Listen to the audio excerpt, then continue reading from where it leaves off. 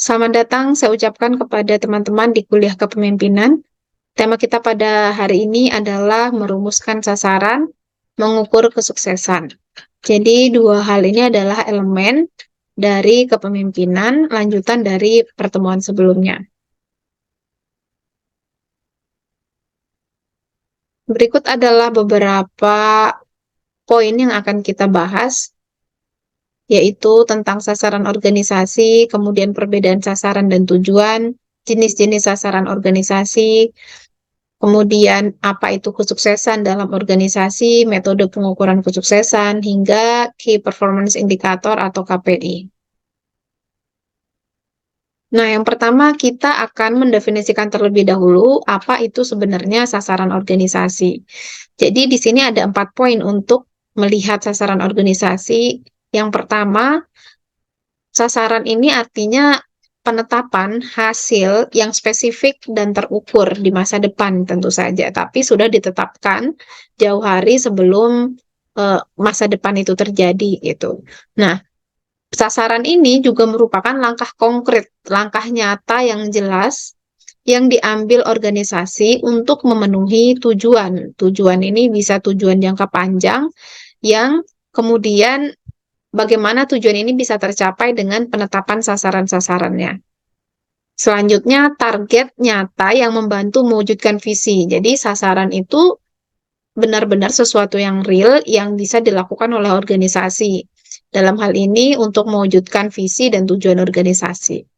Nah, menetapkan sasaran adalah tugas pertama sebelum manajemen merancang kebijakan, strategi, dan mengalokasikan sumber daya organisasi.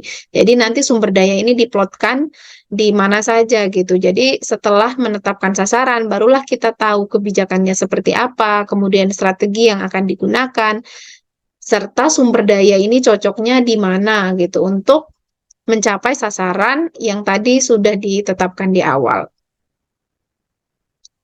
Nah, selanjutnya apa sebenarnya perbedaan sasaran dan tujuan? Ini sebenarnya dua hal ini terkesan sangat mirip gitu ya, tapi di sini kita bisa melihat ada perbedaannya meskipun seringkali penggunaan kata tujuan dan sasaran ini sering tertukar gitu, sering bisa digunakan secara ditukar gitu. Nah, di sini tujuan ini bersifat lebih luas ya. Dia itu bersifat umum dan lebih terbuka terhadap interpretasi. Jadi nggak spesifik gitu. Setiap orang bisa memiliki tafsirannya sendiri atas tujuan tersebut. Nah, tujuan ini juga bersifat abstrak atau dia sangat luas dan dia tidak menyasar sesuatu yang konkret. Nah, tujuan juga dalam segi jangka waktu, dia itu cukup panjang dan kurang pasti gitu. Nah, kesuksesan tujuan cenderung lebih sulit diukur secara langsung. Ini berbeda dengan sasaran. Nah, sedangkan sasaran ini dia spesifik dan terukur. Kemudian dia juga memiliki panduan konkret untuk menentukan apakah sasaran A atau sasaran B ini telah tercapai atau belum gitu. Jadi ada alat untuk mengukurnya. Nah, sedangkan dari segi periode waktu ini sudah ditentukan. Jadi ada periode waktu tertentu yang ditetapkan. Misalkan dalam jangka waktu 6 bulan kita sudah mencapai sasaran yang ini atau mencapai sasaran yang telah ditentukan. Nah, kesuksesan sasaran ini bisa diukur dengan indikator. Dengan indikator untuk mengukur kesuksesannya ini ada KPI atau Key Performance Indicator yang akan kita bahas nanti. Oke, jadi sudah terlihat perbedaannya. Selanjutnya kita akan membahas mengenai jenis-jenis sasaran organisasi.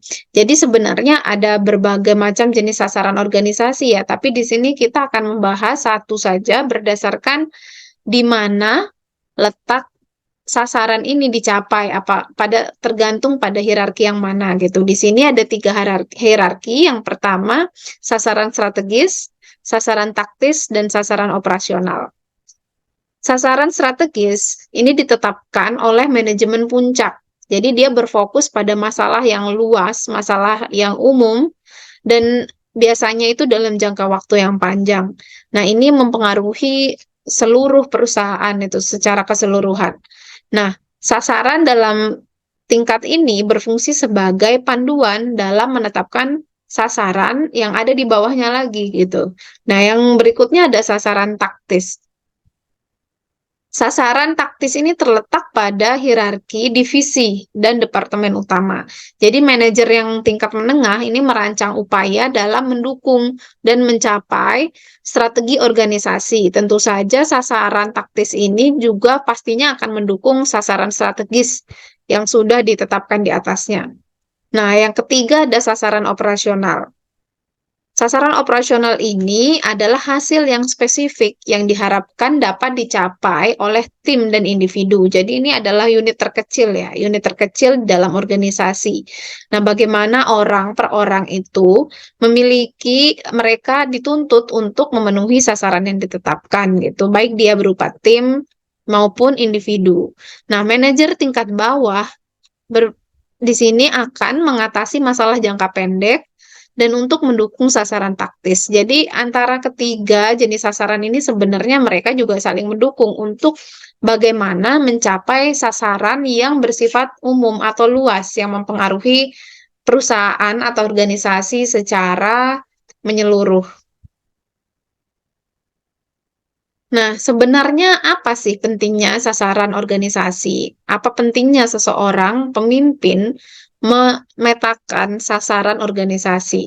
Yang pertama, dengan kita membuat sasaran, akhirnya pemimpin ini sama saja dengan memetakan apa sebenarnya yang harus dilakukan perusahaan di masa kini maupun di masa yang akan datang, tentunya untuk mencapai target dan memenuhi tujuan yang dalam skala besar.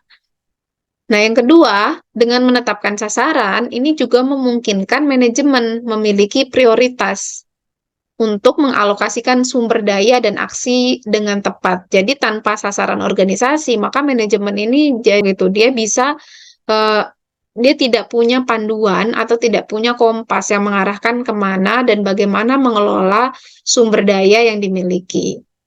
Nah, yang ketiga, landasan untuk mengukur kemajuan dan kinerja organisasi.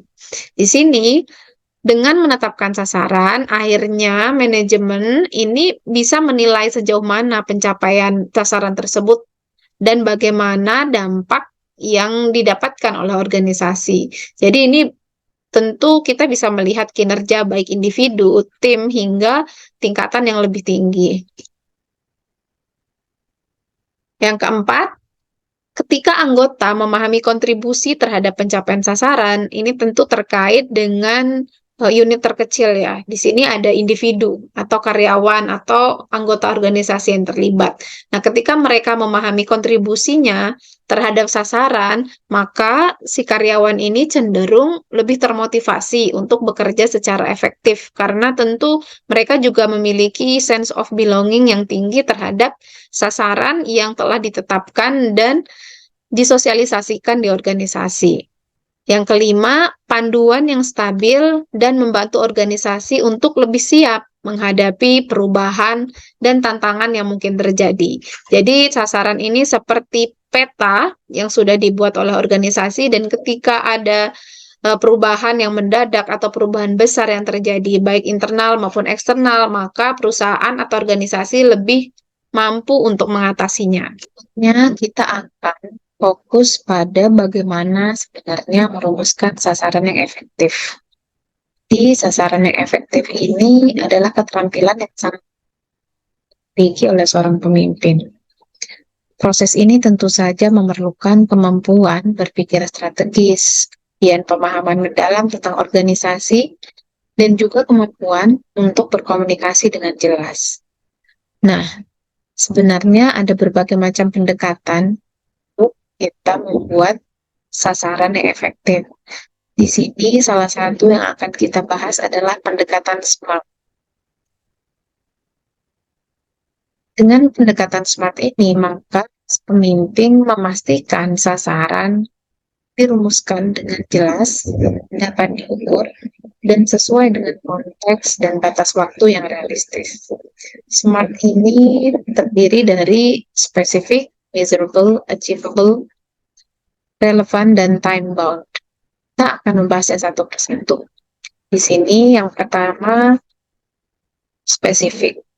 Tentu saja sasaran itu dirumuskan secara jelas dan khusus gitu. Karena ketika dirumuskan ataupun ketika dijabarkan dalam bentuk yang umum, maka itu akan sulit untuk dipahami dan dieksekusi.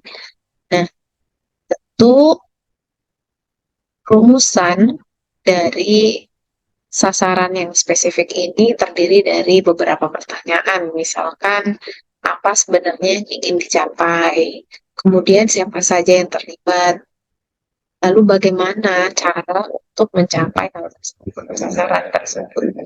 Nah, contohnya, bagaimana meningkatkan pangsa pasar produk X sebesar 15% dalam 6 bulan. Nah, tentu dalam contoh ini telah ditetapkan pertanyaan tentang apa sebenarnya yang ingin kita capai. Kemudian berikutnya ini perlu untuk dispesifikkan lagi dalam aspek yang lain, yaitu siapa saja yang terlibat, kemudian bagaimana cara untuk mencapai target ini, capai sasaran ini. Berikutnya adalah measurable. Nah, ini artinya bisa diukur secara kuantitatif, artinya ada indikator yang jelas tentang kemajuan yang dicapai. Bagaimana mengukurnya? Ada daftar yang bisa di-checklist untuk mengetahui bagaimana kita akan mengukur pencapaian sasaran ini. Nah, contohnya mengukur peningkatan pangsa pasar melalui survei pelanggan dan penjualan bulanan.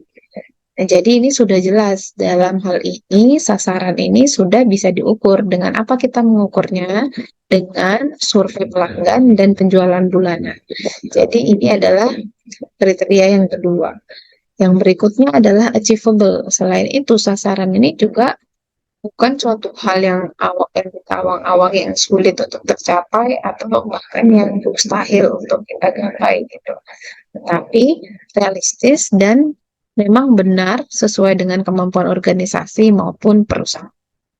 Nah, jadi memastikan sumber daya yang diperlukan benar-benar tersedia, kemudian sasaran tidak terlalu ambisius. Jadi dia termasuk dalam ranah yang masih bisa dijangkau oleh resources yang dimiliki oleh organisasi maupun perusahaan. Contohnya, pemimpin harus memastikan tim pemasaran memiliki anggaran dan keahlian yang cukup untuk melaksanakan strategi pemasaran.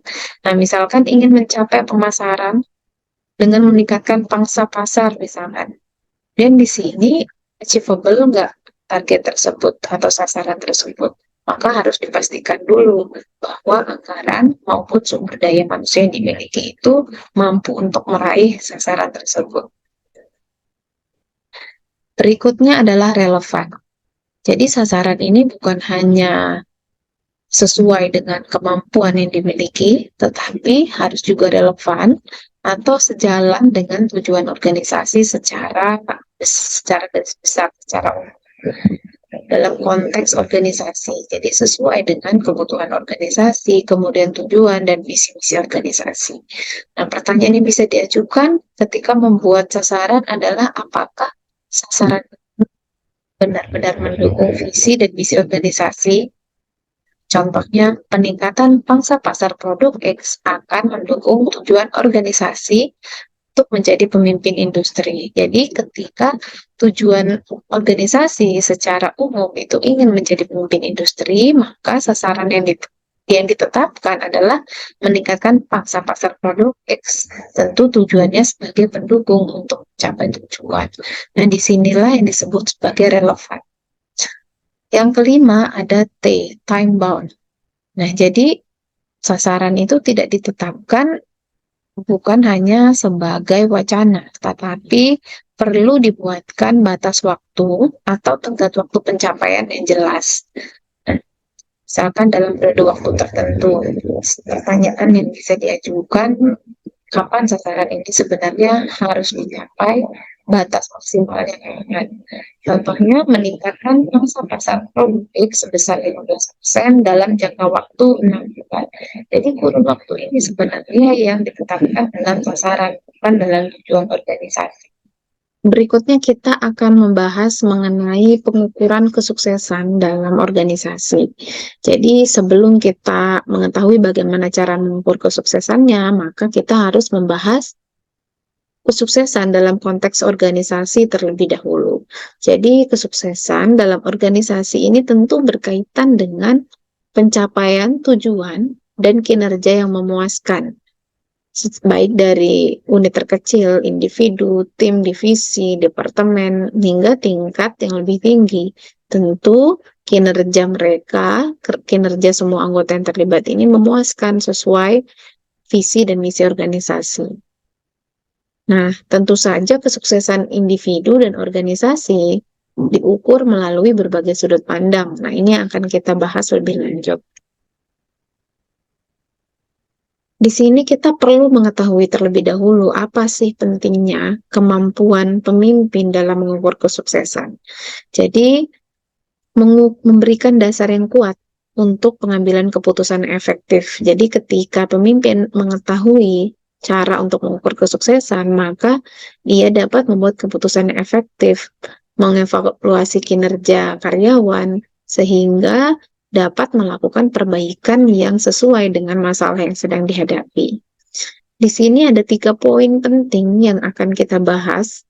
Yang pertama, menilai kinerja tim dan individu secara objektif. Jadi pengukuran kesuksesan itu pentingnya di sini. Jadi bagaimana pengukuran kesuksesan ini dapat membantu dalam mengidentifikasi baik itu berupa kekuatan maupun kelemahan anggota yang ada di dalamnya, sehingga pemimpin tahu bagaimana cara memotivasi, kemudian mengetahui area yang perlu dikembangkan atau diberikan pelatihan kepada karyawan. Yang kedua, pengukuran kesuksesan ini juga penting untuk mengetahui apakah sebenarnya tindakan dan keputusan ini telah sejalan dengan tujuan strategis jangka panjang organisasi secara umum. Sehingga ini juga mencegah terjadinya tindakan yang tidak terarah dan tidak konsisten dengan visi organisasi. Yang ketiga, dengan mengukur kesuksesan, maka sebuah organisasi atau perusahaan itu siap untuk menghadapi perubahan.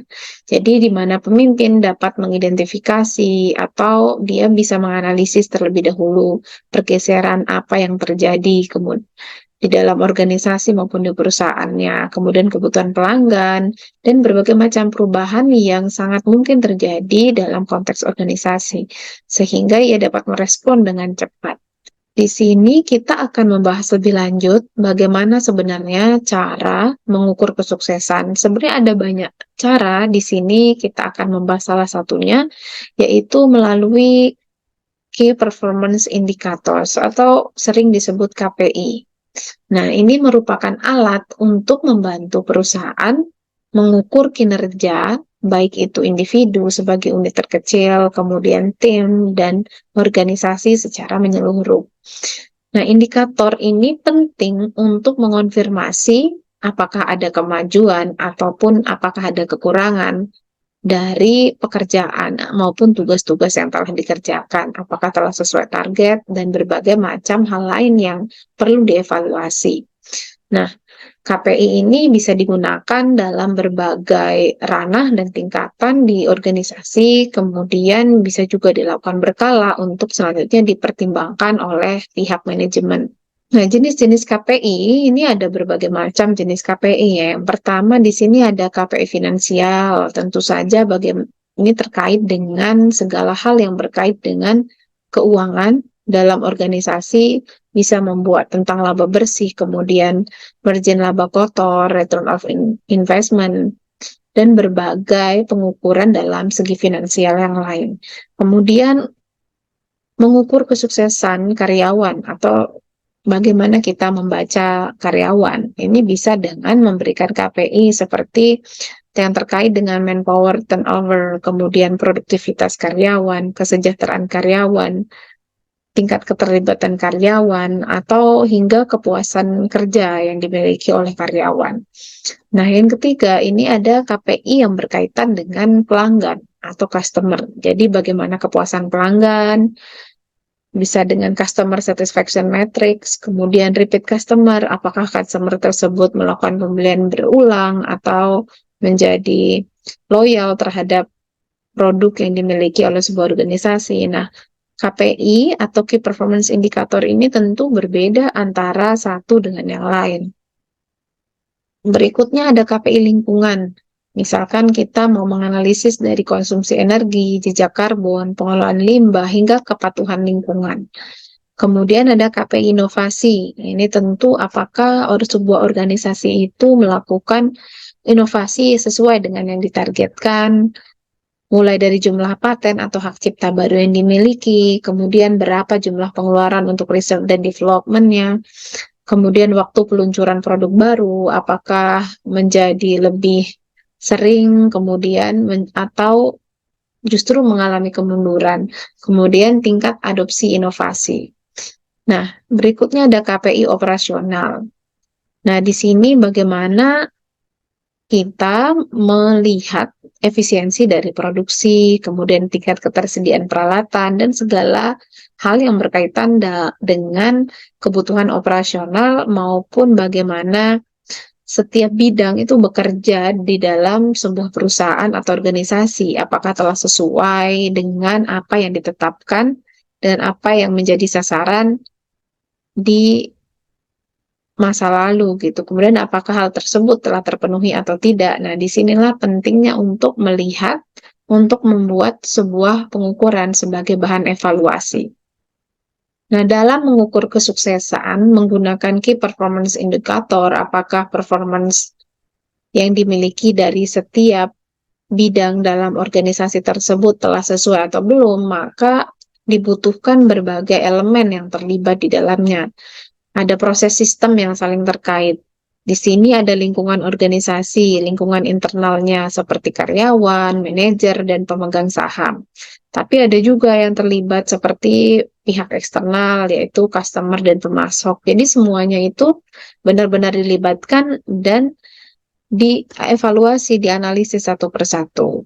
Nah, laporan KPI ini harus tepat waktu dan efisien, terfokus pada peningkatan pengambilan keputusan. Jadi, dengan adanya evaluasi tentang pengukuran kesuksesan yang dimiliki oleh berbagai elemen yang terlibat, maka tentu saja tujuannya untuk meningkatkan kemajuan organisasi, termasuk bagaimana dalam pengambilan keputusan dalam berbagai situasi di perusahaan maupun organisasi. Baik, mungkin sekian yang bisa saya sampaikan pada pertemuan kali ini. Semoga bermanfaat. Terima kasih. Assalamualaikum warahmatullahi wabarakatuh.